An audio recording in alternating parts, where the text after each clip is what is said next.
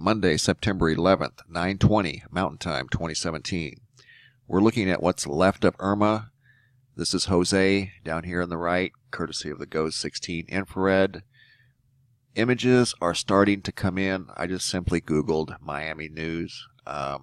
Honestly, I know from what I saw that this situation is not going to be good. I had a friend send a picture from Palm Coast, that is on the east side of the storm, up by in Flagler County. This isn't the ocean that you're seeing. He sent me this picture today. This is on the west side of the road inland, and this is a farm that's underwater, and that entire crop is lost. That's just one of many dominoes that are going to fall here in the coming days as the damage is revealed and the photos start to come in. Based off of this, what I'm seeing right here, Miami Herald's reporting 13 million lost power. That's unheard of. Miami-Dade Broward Public Schools closed indefinitely.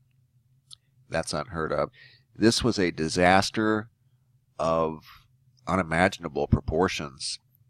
It's literally Trump's Katrina times 2, because he's dealing with the Houston scenario. Let's not forget about Harvey that dropped 50 inches of rain. So there's a lot going on right now, but the situation in Florida is going to be very complex because of the power situation. And you've got schools out. You've got grocery stores closed. You've got basic, everyday, ordinary needs that people are used to. There's a lot of retirees on the west coast of Florida, people that need special care. They can't live in the elements with no air conditioning for weeks at a time, and that's what they've said, that it's going to take several weeks to get the power back on. There are a lot of things that are going to have to be handled, and I think it's going to take more than just, these people aren't going to be able to go home. Some people don't have homes to go back to. There were hundreds of thousands of people that evacuated. This is not a good situation, guys. It's only going to get worse, and I am very sorry to all of the people in Florida that have had to go through this and what they're getting ready to go through. I mean, the storm was probably nothing with what they're getting ready to face now, with all the damage. Some areas are flooding. Let me show you some flooding. Look at this right here. This is in central Florida, near the St. Johns River.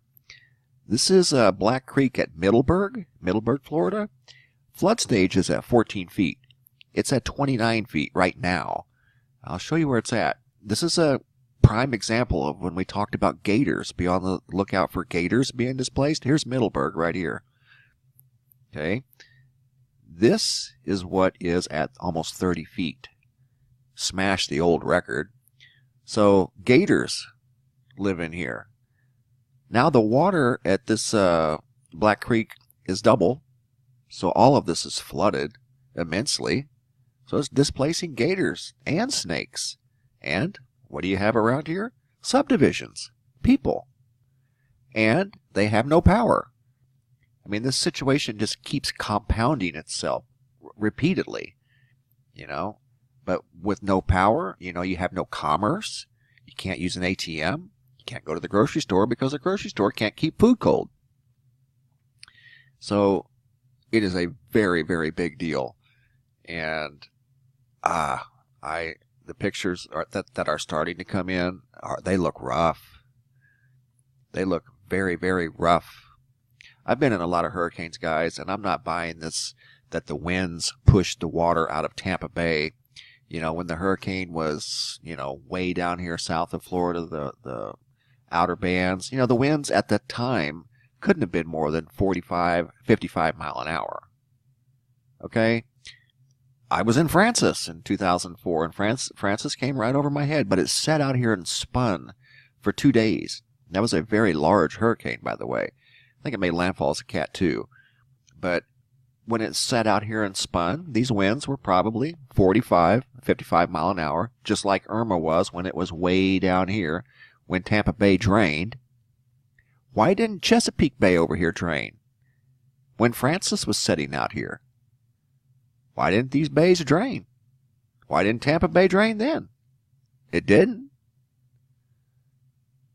So I'm having a hard time wrapping my mind around this phenomenon here. This is down at the Bahamas island where all the water disappeared. And it probably disappeared in other places too that went undocumented.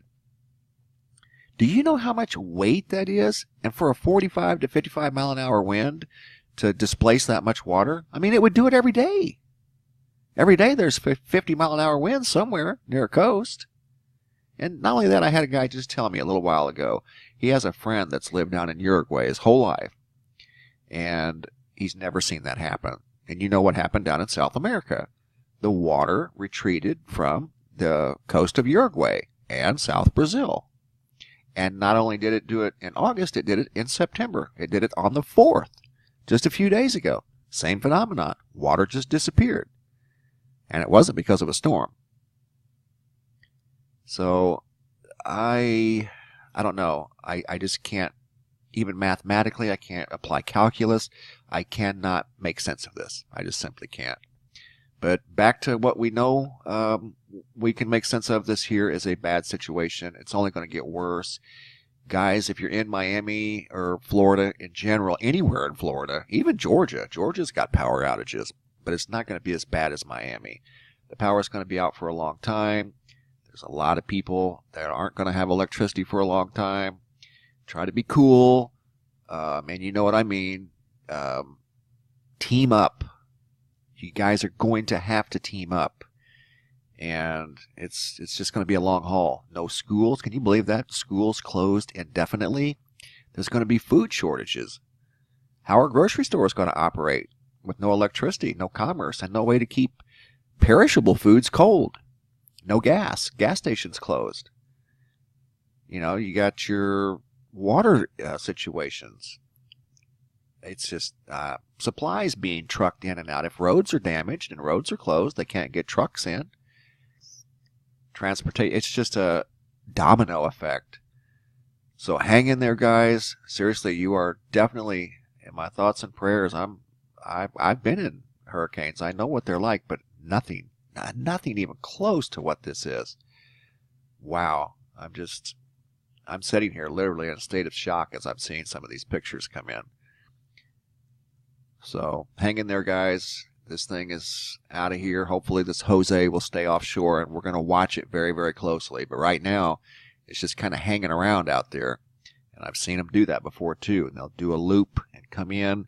Hopefully they'll stay away from Florida and the coast in general. But right now, one of the models has it coming into the coast. Actually, two do. But that's a long ways out. A lot can happen between now and then. Let's not worry about that now. Heads up, Florida. Boy. Thanks for watching, guys, and be safe out there.